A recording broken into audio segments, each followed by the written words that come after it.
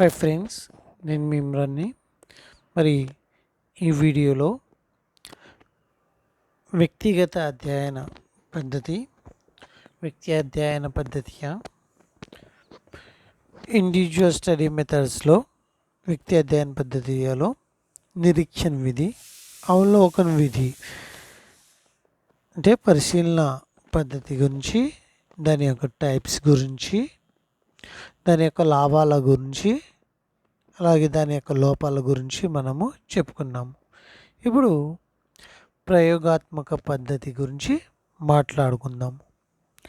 దానికంటే ముందు మరి ఈరోజు పేపర్లో టెట్ హిందీ వాళ్ళకి పేపర్ 3 గురించి ఆలోచిస్తున్నాము అన్నారు. ఓకే, మంచిది, ఆలోచిస్తే. అయితే కొంత ఒక 1 week or 10 days social gap ఇచ్చి ఈలోపు సైకాలజీ మరియు ఇంగ్లీష్ గ్రామర్ని, అలాగే హిందీ కంటెంట్ని క్లియర్ చేసేయండి. సో 1 వీక్ వెయిట్ చేయండి. 1 వీక్ ఆర్ 10 డేస్లో వాళ్ళు అనౌన్స్ చేయొచ్చు. ఒకవేళ పేపర్ 3 కనుక అనౌన్స్ చేస్తే అందులో మనకి సోషల్ రాయాల్సిన పని కానీ అవసరం కానీ ఉండదు. కాబట్టి మరి ఇది మైండ్లో పెట్టుకుని ఈలోపు సైకాలజీ మరియు హిందీ కంటెంట్, అలాగే హిందీ గ్రామర్, హిందీ మెథడాలజీని కంప్లీట్ చేస్తే 125 ఈజీగా చేయొచ్చు. సో నెక్స్ట్ మనం టాపిక్లోకి వెళ్దాం. మనం వ్యక్తిగత అధ్యయన పద్ధతి తెలుగులో చెప్పుకున్నాము. అయితే ఇక్కడ హిందీలో నేను డిస్కస్ చేస్తున్నాను ఈ విషయం గురించి. प्रयोगात्मक विधि यह एक वैज्ञानिक विधि है. प्रयोगात्मक विधि यह एक वैज्ञानिक विधि है. ఈ ప్రయోగాత్మక విధిని వైజ్ఞానిక విధి అంటాము. ఇంగ్లీష్లో దీన్ని ఎక్స్పెరిమెంటల్ మెథడ్ అంటాము. Experimental method. प्रयोगात्मक विधि చూడండి, ఇక్కడ प्रयोगात्मक विधि किसी भी नियंत्रित परिस्थितियों में किसी घटना की निरीक्षण करना है. అంటే నియంత్రిత పరిస్థితుల్లో, చూడండి, నియంత్రిత పరిస్థితుల్లో ఏదైనా ఒక విషయాన్ని మన కంట్రోల్లో చూడండి, కంట్రోల్లో ఉండాలి, అలాగే నియంత్రితంగా ఉండాలి, ఒక ప్రయోగ స్థితిలో ఉండాలి. సో ప్రయోగం చేయాలి అంటే మనకి కొన్ని అంశాలు చాలా చాలా ఇంపార్టెంట్. ఈ ప్రయోగ స్థితికి కావాల్సిన అంశాలు ఏంటి అనేది చూద్దాం. वैज्ञानिक विधि के मुख्य अंश. वैज्ञानिक विधि के मुख्य अंश. फर्स्ट ऑफ ऑल ప్రోత్సాహన్ ఉద్దీపన్ అంటే ఇక్కడ స్టిమ్యులస్ అని అర్థము. స్టిమ్యులస్ అంటే ఉద్దీపన. व्यवहार को प्रेरित करना या व्यवहार परिवर्तित का कारण. यानी एक वस्तु को देखकर हमें एक कार्य करने का उत्तेजना पैदा होना. లైక్ చూడండి, ఒక ఎగ్జాంపుల్ చెప్తాను. ఒక మామిడి పండును చూడంగానే నోట్లో नूर उड़म, यानी आम को देखते ही मुंह में पानी उबाना, खाने के लिए यहाँ पर आम उद्दीपन, आम स्टिम्युलस होता है. जो पानी आना होता है वही प्रतिक्रिया रेस्पॉन्स. प्रतिक्रिया वह है जो व्यवहार परिवर्तन प्रतिक्रिया जो जीव उत्तेजना को देखता है. यानी जीवी में या व्यक्ति में उत्तेजित क्रिया प्रतिक्रिया कहलाता है. उस क्रिया के कारण जो वस्तु होती है वही उद्दीपना कहलाता है. आइसक्रीम देखकर बच्चे का मुंह में पानी आना, आइसक्रीम उद्दीपना, मुंह में पानी आना प्रतिक्रिया। पुरस्कार प्रतिक्रिया के कारण छात्रों के अंकों में वृद्धि, यानी पुरस्कार प्रतिक्रिया। पुरस्कार प्रतिक्रिया के कारण, यानी पुरस्कार के इस वाक्य में प्रोत्साहन क्या है? पुरस्कार। प्रतिक्रिया क्या है? यस, प्रतिक्रिया अंक प्राप्त करना।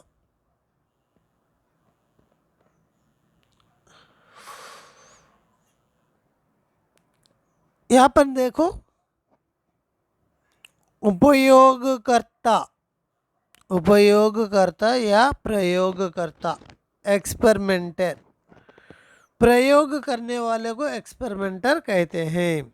अंश, प्रयोगात्मक विधि में अंश उद्दीपना यानी स्टिम्युलस, प्रतिक्रिया रेस्पॉन्स। यहाँ पर उपयोगकर्ता जो प्रयोग करने वाले को उपयोगकर्ता या प्रयोगकर्ता करते हैं। प्रयोग जिस पर किया जाता है, जांच की विषय, प्रयोग जिस पर किया जाता है वह बालक या व्यक्ति, लाभार्थी या विषय या सब्जेक्ट कहा जाता है। अब हम देखें स्कूल में प्रयोगकर्ता कौन है? यहाँ जी हाँ, शिक्षक है। लाभार्थी कौन है? छात्र है।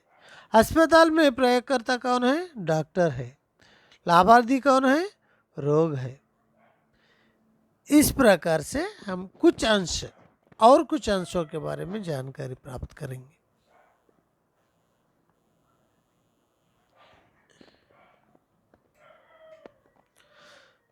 यहाँ पर देखो समूह, ग्रुप, यहाँ पर ग्रुप प्रयोग पद्धति विधि में ग्रुप्स भी रहते हैं। वह ग्रुप्स क्या है हम देखें। फर्स्ट ऑफ ऑल नियंत्रित ग्रुप, नियंत्रित समूह, कंट्रोल्ड ग्रुप।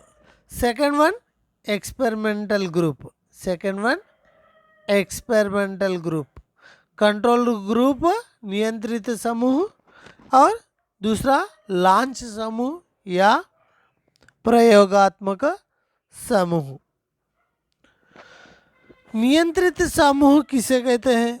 देखो, गैर प्रयोगात्मक स्थिति में रहता है, स्वतंत्र चर के अधीन नहीं होता,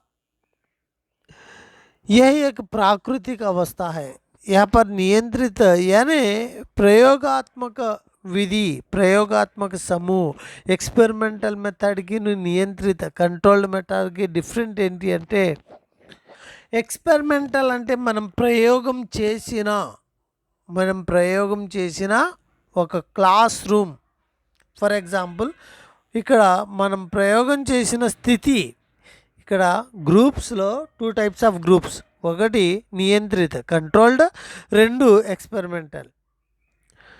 ఇక్కడ చూసినట్లయితే ఎక్స్పెరిమెంటల్ అంటే ప్రయోగ స్థితిలో ఉండేది ఎక్స్పెరిమెంటల్. మనం ప్రయోగం చేస్తున్న దాన్ని ఎక్స్పెరిమెంటల్ అని చెప్తాము.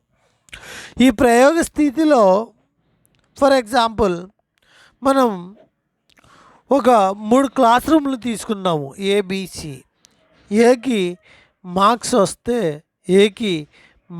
వస్తే నేనేం చెప్పాను అంటే గిఫ్ట్ ఇస్తాను అన్నాను. బికి మార్క్స్ రాకపోతే పనిష్ చేస్తాను అని చెప్పాను. సికి ఏమాత్రం అటు పనిష్ చేస్తానని చెప్పలేదు, ఇటు మరి గిఫ్ట్ ఇస్తానని చెప్పలేదు. సో ఇక్కడ ప్రయోగ స్థితిలో ఉన్నవి ఏంటి అంటే ఏ అండ్ బి, అంటే వాళ్ళకి మరి కంట్రోల్డ్ నియంత్రిత స్థితిలో ఉన్నాయి ఏంటి అంటే సి అని అర్థము. సో ఇది ప్రయోగ స్థితి గ్రూప్. మరి ఇటువంటి ఎగ్జాంపుల్సే అడిగి గ్రూప్ని అడుగుతాడు. ఇక్కడ బిట్స్ ఎలా ఉంటాయి అనుకుంటున్నారా? సో పాఠశాల మే ఉపయోగకర్ता कौन है, లేదా आइसक्रीम देखकर बच्चे के मुंह में पानी आना या मुंह में पानी आना क्या है, లేదా गैर प्रयोगात्मक स्थिति में रहने वाला समूह को कौन सा समूह कहते हैं? అలాగే స్వతంత్ర చర్ పర్ నిర్భర్ చర్ అనే దాని గురించి వేరియబుల్స్ అంటాం. చర్ అంటే వాటి గురించి తర్వాత మాట్లాడుకుందాం. దీంట్లోనే ఒక పార్ట్ అది ప్రయోగాత్మక స్థితి. स्वतंत्र चर पर निर्भर रहता है यह समूह. वह समूह कौन सा है? प्रयोगात्मक समूह. उदाहरण देखो. उदाहरण, एक शिक्षक कक्षा को 3 समूहों में विभाजित करता है और पहले समूह को बताता है कि परीक्षा में अच्छे अंक प्राप्त करने पर उन्हें पुरस्कृत किया जाएगा और दूसरे समूह को अच्छा अंक ना प्राप्त करने पर दंडित किया जाएगा. तीसरे समूह को कोई भी सूचना नहीं दिया.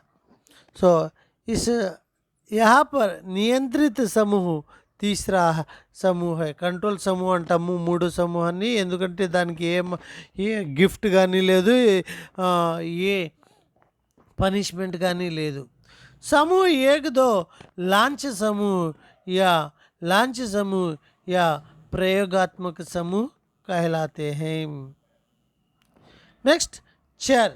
चर చూడండి ఇక్కడ वेरिएबल्स परिवर्तन करने या स्वयं परिवर्तनशील की स्थिति में रहते हैं. स्वतंत्र चर వేరియబుల్స్లో టైప్స్ అన్నమాట. ఇవన్నీ ప్రయోగాత్మక స్థితిలో, ప్రయోగాత్మక పద్ధతిలో వివిధ అంశాలు.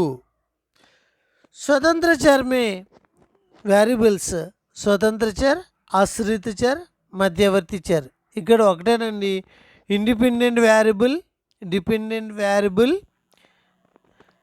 ఇంటర్వేయింగ్ వేరియబుల్. ఒక వాక్యం ఇచ్చేసి ఇందులో ఏ వేరియబుల్ ఏంటి అని చెప్పి అడగచ్చు. స్వతంత్ర చర అంటే ఏంటి అంటే ఉద్దీపనకు సంబంధించిన వస్తువులు. అంటే ఉద్దీపన అంటే స్టిమ్యులస్, ప్రతిదాన్ని स्वतंत्र चर अंटामु. उपयोगकर्ता के अधीन में रहता है, अन्य कारकों पर निर्भर नहीं करता. स्वतंत्र चर उपयोगकर्ता द्वारा लागू उत्तेजनाएं हैं. कारण पर निर्भर रहता है. कारण पर मोस्ट చాలా సార్లు అడిగిన బిట్ ఇది. कारण संबंधित चर क्या है? कारण के संबंधित में चर क्या है? स्वतंत्र चर कारण के बारे में जानकारी प्राप्त करता है. कारण एक स्थिरता में, कारण एक वस्तु, एक कार्य में कारण के बारे में. स्वतंत्र चर हो तो फलित यानी परिणाम के बारे में.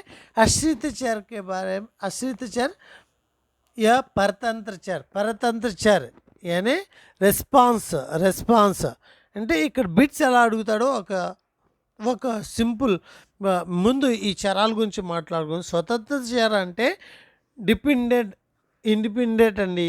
ఇది ఇతర కారకం మీద ఆధారపడి ఉంటుంది. అంటే ఖచ్చితంగా ఎదురుండే కారకం మీద. आश्रित चर అంటే उपयोगकर्ता के द्वारा लागू किए गए उपयोगकर्ता के लिए लाभकारी प्रतिक्रियाएं. ఫర్ ఎగ్జాంపుల్, మామిడి పండుని చూడంగానే నోరూరింది. ఇక్కడ మామిడి పండు అనేది స్టెమ్యులస్ కదా. సో ఇక్కడ స్వతంత్ర చర్, ఆ స్టెమ్యులస్ ఇక్కడ స్వతంత్ర చర్. నోరు ఊరడం అనేది ఏం జరిగిందండి? రెస్పాండ్ కదా. ఆ రెస్పాండ్ ఇక్కడ మరి डिपेंडेंट वेरिएबल आश्रित चर. ये एक स्वतंत्र चर पर आधारित होता है, परिणाम पर निर्भर होता है. ఇక్కడ మనం చూసుకోవాల్సింది ఏంటి? కారణానికి సంబంధించింది ఏంటి అంటే స్వతంత్ర చర్, పరిణామానికి సంబంధించింది ఏంటంటే ఆశ్రిత చర్. దీని గురించి చూసుకో. మధ్యవర్తి చర్ ఇవి స్వతంత్ర చరానికి మరియు ఆశ్రిత చరానికి వివిధ రకాలుగా పనిచేస్తూ దీన్ని ఈ రిజల్ట్ని తారుమారు చేసే రకంగా ఉంటాయి ఈ मध्यवर्ती चरालू. स्वतंत्र चर आश्रित चर के बीच में आता है. परिणाम को బదల్నే की శక్తి है. పరిణామాన్ని మార్చేసే శక్తి ఉంది ఇందులో. సో బిట్స్ ఎలా ఉంటాయి అనేది ఇప్పుడు మనం చూద్దాం ఈ టాపిక్లో. शैक्षिक प्राप्ति पर उपहारों के प्रभाव को समझना. ఈ వాక్యం ఇచ్చేసి ఇందులో స్వతంత్ర చర్య ఏంటి అని చెప్పి అడుగుతాడు. ఇక్కడ విద్యని ప్రాప్తించడానికి గిఫ్ట్ల యొక్క ప్రభావం ఏ రకంగా ఉంది. సో స్వతంత్ర చర్య ఏంటండి, గిఫ్ట్ అనేది స్వతంత్ర చర్య. పరతంత్ర చర్య ఏంటి అంటే విద్యా ప్రాప్తి. శైక్షిక ఉపహారం అనేది ఇక్కడ ఉపహారం అనేది స్వతంత్ర చర్. परतंत्र चर प्राप्त अंक अंडी, शैक्षिक उपहार कादू प्राप्त अंक. व्यक्तित्व पर पर्यावरण का प्रभाव. सो पर्यावरण అనేది బయట నుంచి స్టిమ్యులస్ లాగా పనిచేస్తుంది स्वतंत्र चर. అలాగే వ్యక్తిత్వ అనేది आश्रित चर या परतंत्र चर. एक शिक्षक के घर पर अध्ययन करते समय छात्रों द्वारा परीक्षा में प्राप्त अंकों के बीच संबंध सीखने पर छात्रों की ఏకాగ్రత. స్వతంత్ర చర్య అనేది చూస్తే ఆ శిక్షక్ అంటే ఇంటి దగ్గర యొక్క స్థలం అండి. అంటే టీచర్ ప్లేస్మెంట్ కాబట్టి ఆ ప్లేస్మెంట్ బాగా చదవచ్చు.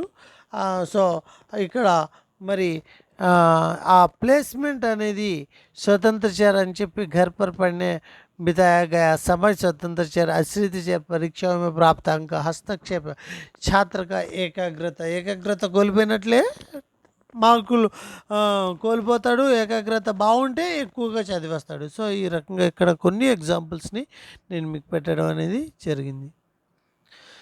నెక్స్ట్ ప్రాయోగిక మోడల్స్ చూడండి. ప్రయోగాత్మక పద్ధతిలో మోడల్స్ టూల్స్ అండి. టూల్స్ ఇప్పటిదాకా మనము మరి వేరియబుల్స్ గురించి మాట్లాడుకున్నాము. మరి ఇప్పుడు టూల్స్. ఈ టూల్స్ కూడా మరి ఏక సమూహ నమూనా చూడండి. एक समूह सिंगल ग्रुप टूल्स, समांतर समूह नमूना, इक्वल ग्रुप टूल्स, समूह मॉडल घूर्णन यानी रोटेटिंग ग्रुप टूल्स. సో ప్రయోగాత్మక విధిలో టూల్స్ అనేవి చూసినట్లయితే 3 రకాలండి. చరాలు అనేవి చూసినట్లయితే 3 రకాలు. మరి ఆ చరాలు ఏంటి అంటే స్టిమ్యులస్కి సంబంధించినవి, స్వతంత్ర చరని, అలాగే మరి రెస్పాండ్కి సంబంధించింది పరతంత్ర చరని, మధ్యవర్తిగా ఉండేది మధ్యవర్తి చరని, అలాగే సమూహాలు గ్రూప్స్ అండి. కంట్రోల్డ్ గ్రూప్, ఎక్స్పెరిమెంటల్ గ్రూప్, ఇలాగే చరాలు. తర్వాత ప్రయోగాత్మక tools, model tools, experimental tools. ఏక సమూహ నమూనా టూల్ 1 సింగిల్ గ్రూప్డ్ టూల్స్. అంటే మన దగ్గర ఒకటి ప్రయోగ స్థితి, రెండోది నియంత్రిత స్థితి అనేది ఉంటుంది. ఒక క్లాస్ రూమ్ని ఒకే విధంగా ఉంచి డైరెక్ట్గా ముందు 45 నిమిషాలు నియంత్రిత సమూహంగా ఎటువంటి గిఫ్ట్లు కానీ పనిష్లా కానీ లేకుండా ఉంచితే నియంత్రిత కంట్రోల్డ్ అంటాం కదా. సో నియంత్రిత సమూహ రూపంలో 45 నిమిషాలు ఉంచి ఆ తర్వాత రెండో 45 నిమిషాలు ప్రయోగ సమూహంలో ఉంచినట్లయితే అటువంటి వాటిని ఏక సమూహ. संपूर्ण कक्षा को एक समूह के रूप में लेना और इसे पहली बार नियंत्रित, दूसरी बार प्रयोग समूह के रूप में उपयोग करना, यही सिंगल ग्रुप टूल है. समांतर ఇక్కడ ఆటోమేటిక్గా క్లాస్ రూమ్ని 2 క్లాస్ రూమ్లుగా విడదీసి 2 గ్రూపులుగా విడదీసి ఒకటి ఏ క్లాస్ రూమ్, రెండోది బి క్లాస్ రూమ్గా మనం పెట్టినట్లయితే ఒక క్లాస్లో ఎట్ ఏ టైం ఫస్ట్ అవర్లోనే ఒక క్లాస్లో నియంత్రిత సమూహాన్ని, రెండో క్లాస్లో ప్రయోగాత్మక సమూహాన్ని చేసినట్లయితే అది ఈక్వల్ గ్రూప్ టూల్స్ అంటాము. అలాగే మూడో సమూహం చూసినట్లయితే సమూహ మోడల్, మరి రొటేటింగ్ ग्रुप्ड मॉडल ఇక్కడ మరి रासिन मैटर కూడా అదే कक्षा को दो समूहों में विभाजित करें और पहले मामले में नियंत्रित समूह के रूप में और दूसरे कक्षा में जो नियंत्रित समूह के रूप में उपयोग किए गए एक का उपयोग दूसरे मामले में लांच समूह के रूप में करें और दूसरे मामले में लांच समूह के रूप में दूसरे मामले में उपयोग किए एक नियंत्रण मॉडल का उपयोग कहलाता है। यानी ఇక్కడ ఏంటి రెండు గ్రూపులుగా విడదీయడం, గ్రూప్ ఏ గ్రూప్ బి అయితే ఫస్ట్ 45 నిమిషాల్లో గ్రూప్ ఏలో నియంత్రిత సమూహం అయితే గ్రూప్ బిలో ప్రయోగాత్మక స్థితి అంటే ప్రయోగాత్మక స్థితి ఎక్స్పెరిమెంటల్ టూల్. అలాగే మరి రెండో 45 నిమిషాల్లో ఏకొచ్చి ప్రయోగాత్మకము, బికొచ్చి నియంత్రితము. చూడండి ఫస్ట్ 45లో ఏకేమో నియంత్రిత చెప్పాము, తర్వాత 45లో ఏకేమో ప్రయోగాత్మక గ్రూప్లో పెట్టాము. సో ఇటువంటి స్థితినే గ్రూప్డ్ అంటే రెండు గ్రూపులుగా విభజించి మార్చుతున్నాము. ఫస్ట్లో ఒకే క్లాస్గా ఉంచి కంటిన్యూషన్గా చెప్పాం కాబట్టి దాన్ని ఏక సమూహం అన్నాము. ఇక్కడ రెండు గ్రూపులుగా విడదీసి మార్చుతున్నాము కాబట్టి రొటేటింగ్ అన్నాము. మధ్యలో మార్చకుండా రెండు గ్రూపులు చెప్పాం కాబట్టి ఈక్వల్ గ్రూప్ అన్నాము. ఇటువంటి ఎగ్జాంపుల్స్ ఇచ్చి డైరెక్ట్గా టూల్స్ని అడుగుతాడనమాట ప్రయోగాత్మక విధిలో. నెక్స్ట్ ప్రయోగాత్మక విధి ఎక్స్పెరిమెంటల్ కంట్రోల్డ్ యొక్క మరి రోక్థామ్ విధి, మరి ప్రివెన్షన్స్ ఆఫ్ ప్రొడ్యూస్, అలాగే కంట్రోల్డ్ గ్రూప్ మెథడ్. ఇక్కడ ఏమీ లేదండి, ఒక ఎక్స్పెరిమెంట్ని ఎలా కంట్రోల్ చేయాలి అనేది प्रिवेंशन प्रोसीड्यूर అంటే यह एक सीधा आसान तरीका है उपयोग की स्थिति में आसपास की स्थितियों से बचाना. सो ఇక్కడ एग्जाम्पल ఇస్తాడండి. जैसे कि लड़के और लड़के के लिए गणित विषयों को सीखने में अंतर को समझने के लिए उम्र को नियंत्रित करना एवं पर्यावरण स्थितियों को समझाना. यह विधि या प्रयोगात्मक विधि में कौन सी विधि है या कौन सी కంట్రోల్డ్ ఎక్స్పెరిమెంటల్ కంట్రోల్డ్ విధి హై. సో నేను అదే చెప్తున్నాను, ఎక్స్పెరిమెంటల్ కంట్రోల్డ్ విధి. ఇక్కడ అంశాలన్నీ కూడా మనకి విడిగా గుర్తుండాలి. కంట్రోల్డ్ గ్రూప్ మెథడ్, సంతులన్ విధి, సమూహీకరణ విధి, యాదృచ్ఛిక విధి. సంతులన్ అంటే ప్రతి గ్రేడ్ పాయింట్స్ ఇక్కడ రెండు గ్రూపులు ఉంటాయి, 2 గ్రూప్స్ ఉంటాయి. సంతులన్ విధి రెండు గ్రూపులు ఉంటాయండి. ఇక్కడ అంటే కంట్రోల్ చేసే గ్రూప్స్ ఏ విధంగా విడదీయాలి అంటే ఎలా పడితే అలా విడదీయకూడదు. ఇద్దరు గ్రేడ్ పాయింట్స్ వాళ్ళు చెరో గ్రూప్లో ఉండాలి. Like 10 grade points students gain చేసేవాళ్ళు ఉన్నారు, ఇద్దరు బాగా పోటీ పడతారు, వాళ్ళిద్దరిని చెరో సమూహంలో పెట్టడం. 9 గ్రేడ్ పాయింట్స్ వాళ్ళు ఉంటారు, వాళ్ళిద్దరిని చెరో సమూహంలో పెట్టడం. ఇది సంతులన్ విధి. సమూహీకరణ అంటే ఇంకా ఖచ్చితంగా గ్రేడ్ పాయింట్స్ కూడా కాదు, అంకతో సహా మధ్యాంక ఈ అంక విశిష్టత కూడా చూసి ఈక్వల్ మార్క్స్ వచ్చే వాళ్ళని పరీక్షలు పెట్టి మరీ సపరేట్ చేయడం సామూహికరణ విధి. అదే యాదృచ్ఛిక అంటే కుదిరినప్పుడు ఎలాగా కుదిరితే అలాగా చేశారు. ఇక్కడ చూడండి లాస్ట్లో ఫైనల్లీ वैज्ञानिक विधि के लाभ. यह विषय परखता है, वस्तुनिष्ठता है, विश्वसनीय है, कक्षा की समस्याओं को नियमित रूप से हल करने में मदद करता है. यह किस पद्धति का लाभ है, यह महत्व है. कार्यात्मक संबंध को समझे, परिणामों का सटीक विशेषता, वैज्ञानिक विधि के सीमाएं.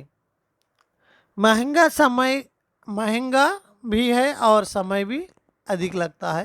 प्रयोगात्मक रूप से सभी प्रकार के व्यवहारों को अध्ययन करना कठिन होता है।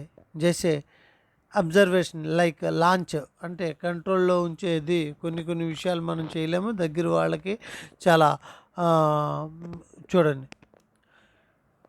लॉन्च मोड में मानव व्यवहार में परिवर्तन जब बहुत मुश्किल कुछ अचानक होता है जो बहुत కరీబ్ होते हैं అధ్యయనం नहीं किया जा सकता। దగ్గరగా ఉండే వ్యక్తులకి ఏమైనా జరిగినట్లయితే మనం అధ్యయనం అనేది చెయ్యలేము అని చెప్పవచ్చు। ఇక్కడ कुछ प्रकार के हस्तक्षेप चर को नियंत्रित करना मुश्किल है।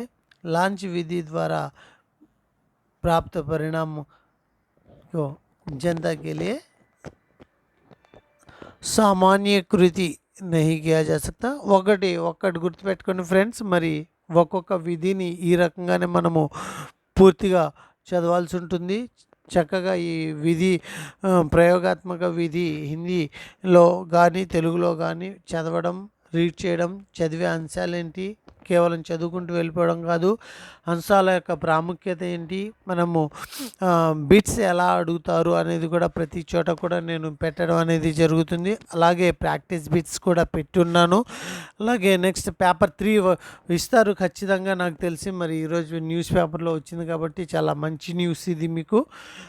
పేపర్ 3 కనుక వస్తే 60 మార్క్స్ అనేది సోషల్ ఉండదు, అలాగే సోషల్ మెథడాలజీ కూడా చదవాల్సిన పని ఉండదు। అక్కడ 12 మార్కులు మనం భాషా శిక్షణలో నుంచి వచ్చే మెథడాలజీ ఉంటుంది, అలాగే హిందీ సాహిత్యం అనేది ఉంటుంది। మరి అది కనుక వస్తే చాలా ఈజీగా మనం స్కోరింగ్ చేసే అవకాశాలు ఉంటాయి। మరి దీంతో ఈ వీడియోని నేను ముగిస్తాను। Thank you friends.